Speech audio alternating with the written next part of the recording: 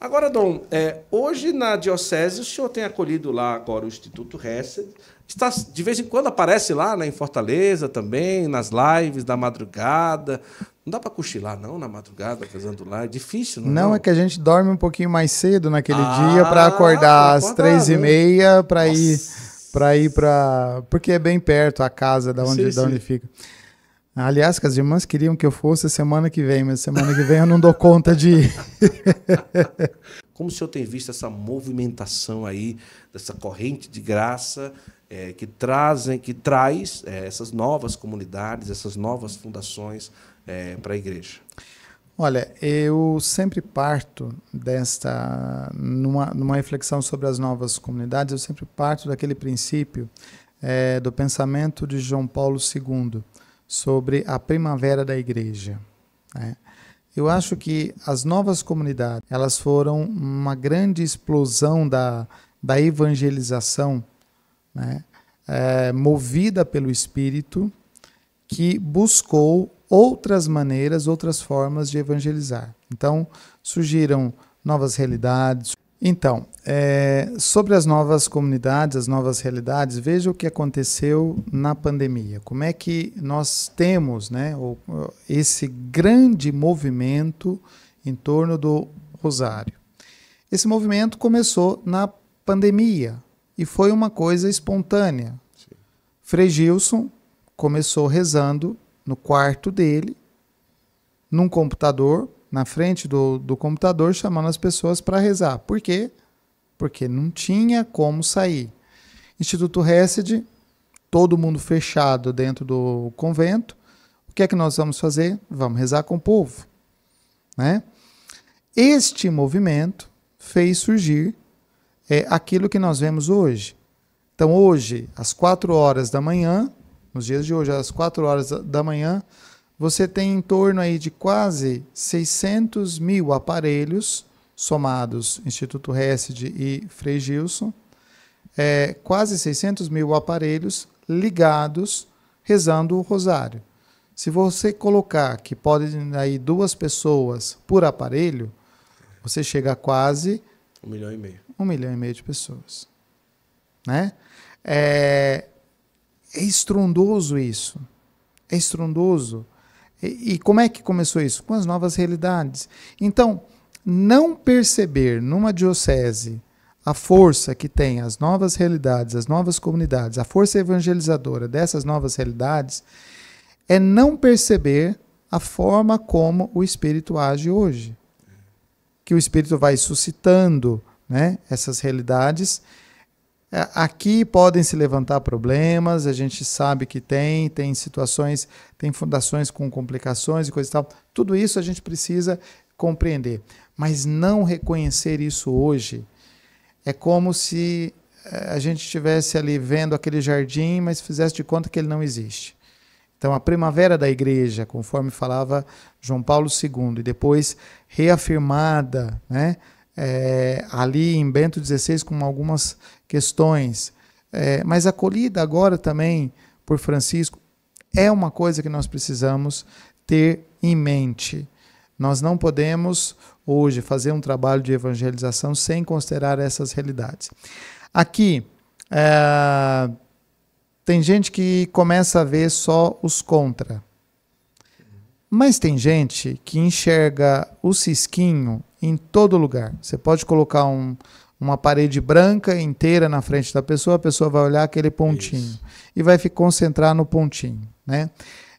Problema a gente resolve. Desvios, distorções, a gente corrige. Mas não podemos dizer que não são uma força evangelizadora. É isso que nós não podemos fazer, né? Então, quando você vê as pessoas levantando às 4 horas da manhã para rezar o rosário, você vai dizer que isso está errado, que isso está contra a doutrina da igreja, que esse pessoal é contra a igreja, que esse sinal... E eu já escutei isso, que é um sinal que é contra a profecia da igreja.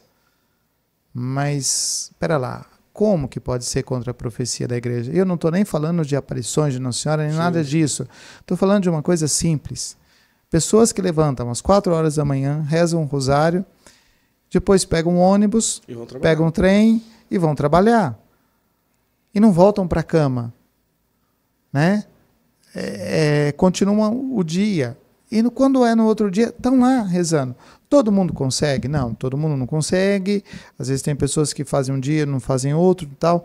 Não é uma obrigatoriedade. Não é que você tem que fazer isso para ser mais santo. Não é que quem faz isso é mais santo. Mas é que isso é um sinal. Um sinal fruto, um fruto bom, né?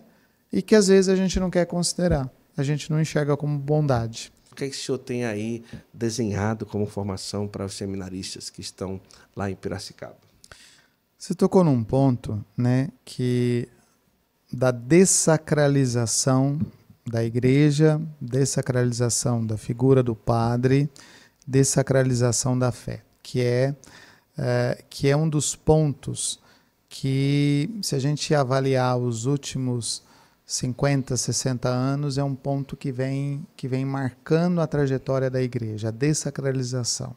Né? O que é a dessacralização? É você esvaziar o conteúdo do sagrado, e esse conteúdo que é esvaziado do sagrado, ele se preenche de outras coisas.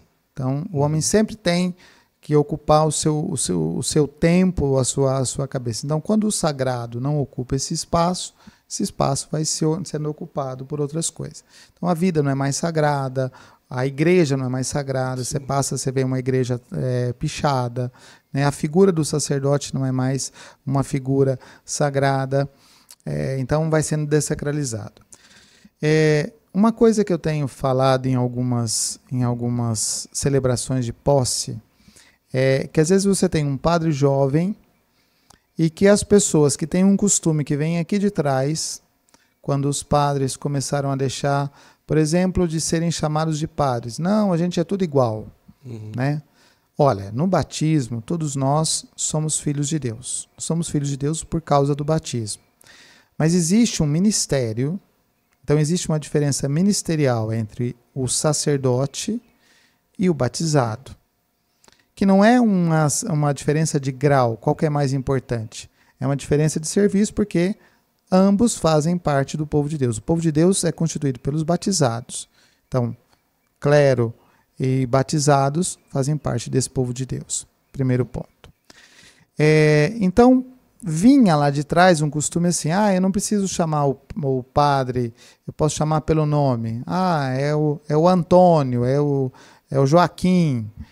Né? E eu tenho falado isso nas celebrações, dito assim, olha, esses são padres jovens, mas eles são padres. Então, quando se direciona a eles, se direciona como padre e chama de senhor. Isso.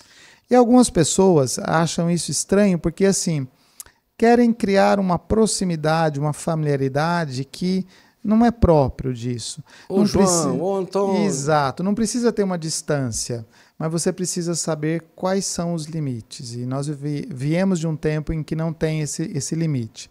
Veja, até nas famílias, né? Para mim, quando eu vejo um filho, né, que chega para o pai e chama o pai de você. Você. Nossa, né? Eu sempre chamei de senhor, senhora. Então é uma coisa que, né, tomar benção. É uma coisa que...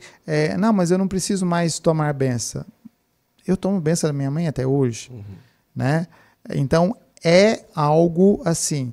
Então, aí a pessoa chega, vai tomar a benção do padre, o padre tira a mão, o padre não abençoa, porque, mas pera lá, você existe para abençoar. Tanta briga em torno da bênção, e a bênção é justamente para isso. Né, para abençoar as pessoas que vêm aqui, que estão próximas e coisa e tal. Bom, é este mundo que os seminaristas estão sendo formados. Então nós precisamos dizer aos seminaristas o que é certo, o que é errado, o que é católico, o que não é católico, o que é excesso, o que não é excesso. Eu vejo alguns que, por exemplo, querem usar os paramentos como coisa chique. Paramento não é coisa chique. Mas paramento tem que ser coisa bonita, tem que ser coisa bem arrumada, tem que ser coisa bem feita, né? Então, se alguém vai usar uma veste sagrada, dizendo assim, isso aqui é chique. Não, isso não é chique. É diferente.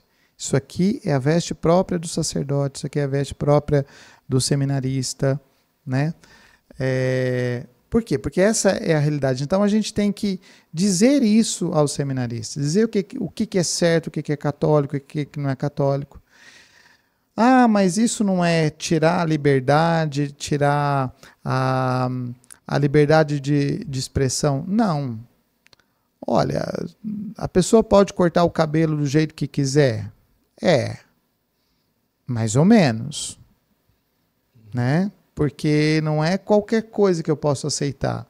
Hoje, às vezes jovens que chegam no seminário, né, chegam desestruturados familiarmente, não sabem nem como se comportar em determinado ambiente. Então a gente precisa ensinar, a gente precisa dizer qual é o caminho. A igreja, ela precisa dar uma direção. E se a gente não ajudar esses jovens a terem uma direção, amanhã, como pastores do povo de Deus, eles não vão saber dar essa direção, né? Então, pode vestir qualquer roupa? Poder pode, mas convém? Como é que um sacerdote se veste? Como é que um sacerdote se comporta? Como é que um padre, né? O padre pode ir no shopping, sei lá, tomar um chopp? Pode, mas não pode se esquecer que ele é padre. Né?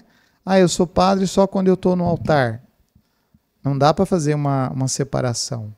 O que você é e a sua fé ou aquele ministério, você não pode separar uma coisa da outra. Então, formação hoje é uma coisa que demanda. E aí tem gente que não...